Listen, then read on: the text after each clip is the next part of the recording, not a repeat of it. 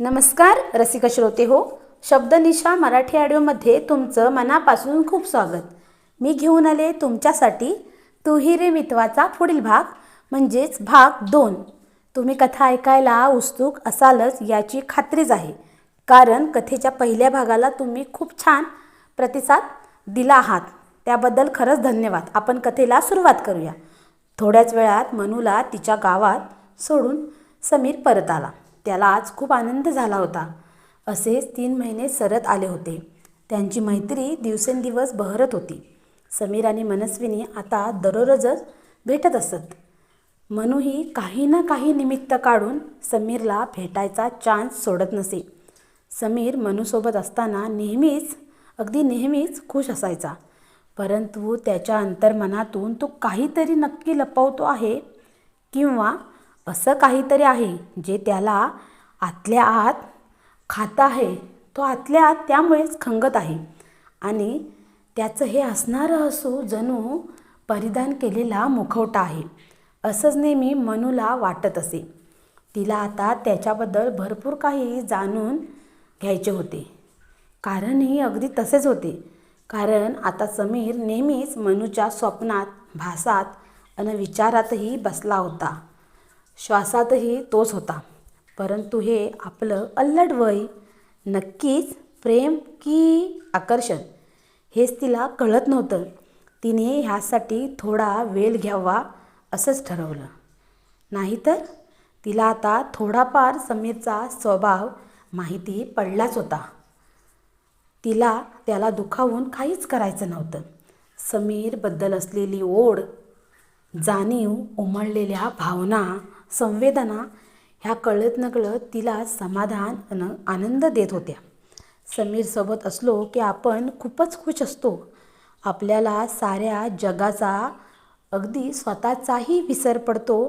फक्त आणि फक्त त्याचा सहवास हवासा वाटतो. त्याने फक्त सोबत असावं असंच वाटतं. त्याच्या आनंदासाठी ती अगदी काहीही करायला तयार असायची. तिचं तिलाच कळत नव्हतं नक्की काय आहे. आता महिन्यांवर मनूची एक्झाम आली होती. तरी समीर नक्की काय इतका आतून दुखावलेला आहे हे जाणून घेणे तिच्यासाठी खूपच महत्त्वाचे होते. कारण जीव त्याच्यात गुंतला होता. म्हणून तिने समीरच्या घरी जायचे ठरवले. दुसऱ्या दिवशी ती समीरच्या घरी पोहोचली सुद्धा. समीरचे घर बाहेरून सुंदर भासत होते. अगदी एखाद्या राजवाड्याप्रमाणे तो एक बंगलो होता. बाहेर सुंदर सुंदर गुलबक्षी जाई जुईच्या वेळी ठिकठिकाणी मंडवल्यागत सोडलेल्या होत्या. सगळ्या फुलांचा गंध मंद मंद दरवळत होता. वातावरण अगदी प्रसन्न आणि सुगंधमय वाटत होतं. मनू आत येताच एक जमतेम 70 वर्षाची आजी बाहेर आली. नमस्कार आई, तुम्ही समीरच्या आई आहेत ना? मी मनस्विनी, समीरची मैत्रीण. थोडं भेटायचं होतं तुम्हाला आणि समीरविषयी खूप काही जाणून घ्यायचं होतं म्हणून आले होते. खूप सारे प्रश्न अडले आहेत, त्यांची उत्तरं शोधते आहे. मनू एका झटक्यात सारे म्हणून मोकळी झाली. पोरी, म्या तुला बघताक्षणी ओळखलं बघ. सम्या तुझ्याविषयीच नेहमीच घरी बोलत असतो. अजूनपर्यंत मी त्याच्या चेहऱ्यावर टुसभरही हास्य पाहिलं नव्हतं. ते पोरी, तू त्याच्या आयुष्यात मैत्रीण बनून आलीस आणि म्या बघते बघ. तुला लय आशीर्वाद आहेत माझे. तुझ्यामुळे माझा सम्या थोडासा का होईना हसायला लागला आहे, आनंदात राहतो आहे. आई हसतच म्हणाली. आई, असं काय झालं होतं की समीर आतून खूप दुःखी असतात? मी नेहमीच नोटीस केलं आई. ते जरी खुश दिसले तरीही दुःखी असतात. काहीतरी नक्की आहे जे त्यांना अगदी खूपच दुखावत आहे. प्लीज आई, मला सांगा ना, असं काय झालेलं? मनू म्हणाली. पोरी, म्या काहीच माहिती नाही. तुला सांगायचं म्हणजे मी फक्त सम्याला 5 वर्षांपासून ओळखत आहे. म्या त्याची जन्मदिती माय नाही आहे. तो पोरगा खूप चांगला म्हणून माझ्यासारख्या पोरांनी लाथाळलेल्या टाकलेल्या बाईला त्याने माय आणि आईचं नातं लावलंय बघ. माझ्या पोरांनी मला एकटीला सोडून पोबारा केला आणि त्या पोराने मला गोंजारलं. मग ह्याच लेकराने मला आधार दिला, माझी सेवा केली आणि मला मायाही दिला. दुसऱ्यांची आयुष्य उजळतो बघ, त्याच्याही जीवनातील दुःख संपवून त्याचं बी आयुष्य उजळी भरून नाहू दे, आनंदाने बहरू दे, गंधाने दरवळू दे. पोरी मला काय बी माहीत नाही, मी खूपदा विचारलं, पण तो सांगाल तर खरं. फक्त त्याच्या डोळ्यात मग मी खूप दुःख आणि राग खूप वेळा पाहिजे आहे. मग त्याच रागात तो स्वतःला त्रास करून घेतो बघ. बस एवढंच माहीत आहे मला. आई पटापटा बोलत होत्या. बोलताना त्या प्रचंड भावूक झाल्या होत्या. आज मनूसमोर समीरचं अजून एक सुंदर रूप उलगडत होतं आणि त्यामुळे मन अजूनच त्याच्यात गुंतत होतं. तिला खूपच त्याचा अभिमान वाटत होता. आता तिला प्रश्न पडला, नक्की कसं जाणून घ्यायचं काय झालंय, की समीरला नक्की कोणत्या गोष्टीचा त्रास आहे. आई जर त्याची जन्मदेती आई नाही आहे तर त्याचे जन्मदेते आई बाबा कुठे आहेत, तो एकटा का राहत आहे. हे सारे प्रश्न आता तिला स्वस्थ बसू देत नव्हते. शेवटी तिने ठरवले, आज समीर घरी नाही आहे तर त्याच्या रूममध्ये जाऊन बघायचे, रूम शोधायचा.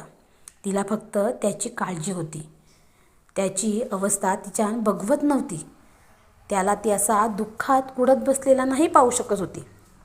आईची नजर चुकून ती गप्प समीरच्या रूममध्ये गेली.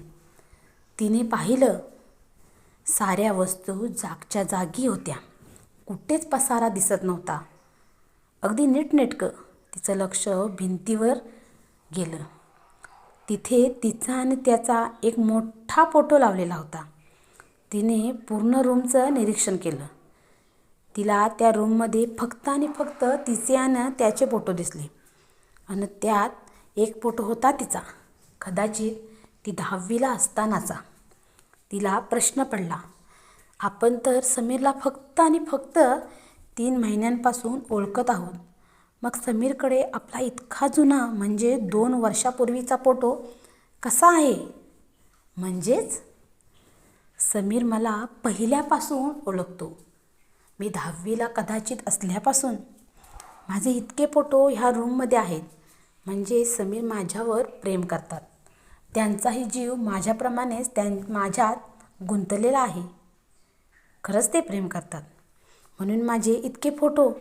ती अंतर्मनातून सुखावून आनंदून गेली. ती आपल्याच विचारात मग्न होती. तिला कळलेही नाही की बाहेर समीरची गाडी आली आहे. समीर आला आहे. समीर घरात येताच त्याला कळले होते, मनू घरात आले आहे. ते आले आहे हे समजून त्याच्या चेहऱ्यावर आनंद अगदी सहज पसरला. चेहरा आनंदाने न्हावून निघायला लागला. परंतु थोड्याच वेळात त्या आनंदाचं रूपांतरण रागात झालं. कारण त्याला त्याच्या रूमचा दरवाजा उघडा दिसला. तो तडक रूममध्ये घुसला आणि समोर मनूला पाहून त्याचा राग अजूनच वाढला. रागाचा पारा प्रचंड तापला होता. डोळे लाळेलाळ झाले होते. कपालावर आट्या पडल्या होत्या. त्याच्या रूममध्ये त्याला आलेलं कोणीही चालायचं नाही. मनू, तू इथे काय करते आहे? कोणाची परवानगी काढून रूममध्ये आलीस तू? आईने तुला सांगितले नाही का की मला माझ्या रूममध्ये कोणी आलेलं नाही चालत? समीर रागातच बोलला. अन मनू भानावर आली. तिची स्वप्नांची वीण तुटली होती. समीर, ते मी मला तुझा रूम पाहायचा होता म्हणून आले. मनू भीत कातरत आणि कापऱ्या आवाजात बोलत होती. कारण तिला त्याच्या डोळ्यात प्रचंड राग दिसला होता. तत पप करू नकोस मनू, मी तुला काहीतरी विचारत आहे, कळलं? मनू, तू फक्त आणि फक्त माझी मैत्रीण आहेस. मैत्रिणीच बनून राहा. पुढचं नातं जोडण्याचा कधीच विचार करू नकोस आणि यापुढे माझ्या रूममध्ये यायचं नाही. तू बाहेर जाऊ शकतेस. मला आवडत नाही माझ्या रूममध्ये आलेलं माझ्या परवानगीशिवाय. तो तोंडात येतील ते शब्द बोलत होता कारण मनात राग होता आणि तिच्या काळजावर क्षणाक्षणाला वार होत होते. आता तीही चिडली होती. तुम्हाला काय बोलायचं आहे मिस्टर समीर? की मी तुमच्या आयुष्यात पुढे पुढे करते आहे? नाही, मला काहीच गरज नाही तुमच्या नात्यात मैत्रीच्या पुढे पाऊल टाकायची.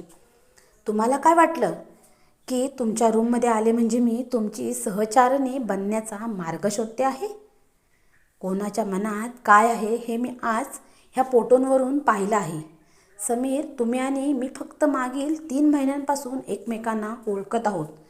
तर मग माझा 2 वर्षापूर्वीचा फोटो तुमच्या रूममध्ये काय करतो आहे? आणि तुम्ही कोणाला विचारून माझे इतके फोटो तुमच्या रूममध्ये लावले आहेत? ती रडत रडतच त्याला जाब विचारत होती. आणि आपले डोळे भरलेले डोळे घेऊन ती बाहेर तडक रूमच्या बाहेर निघून गेली.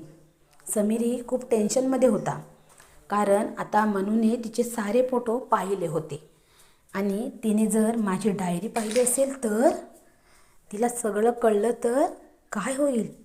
तीही सोडून जाईल ना मला एकट्याला? अविश्वास दाखवून मन तोडून तिला पाहिलं आणि मी जगायला आणि हसायला पुन्हा शिकलो, आनंदात राहायला शिकलो. तिच्याप्रती असणाऱ्या माझ्या भावना मी तिला कधीच सांगणार नाही आहेत आणि नाहीच सांगणार नव्हतोच कारण मला त्या आतल्या आत दडवून ठेवायला लागणार आहे. मला कोणीच स्वीकारणार नाही, अगदी कोणीच. माझे सत्य माझा दोष नाही असे फक्त मी म्हणतो, मला वाटतं. परंतु माझ्यावर कोण विश्वास ठेवणार? नाही, मी एक मैत्रीण म्हणून मनूला कधीच गमावू शकत नाही कारण मैत्रीचा धागा मला तिच्याशी जोडून ठेवत होता.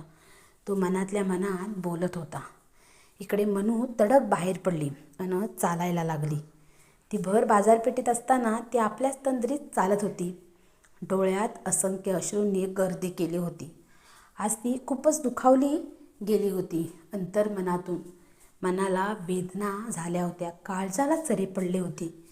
ती चालत होती आणि समोरून एक ट्रक भरधाव वेगाने आला आणि एक जोराची किंकाळी ऐकू आली. थँक्यू. तुही रे मितवा कथा आवडत असल्यास शब्दनिशा मराठी ऑडिओला यूट्यूबवर सबस्क्राईब करा. त्याचबरोबर बेल आयकॉनवरही प्रेस करा म्हणजे कथेचा पुढील भाग टाकल्यावर त्याची सूचना तुम्हाला लगेच मिळेल.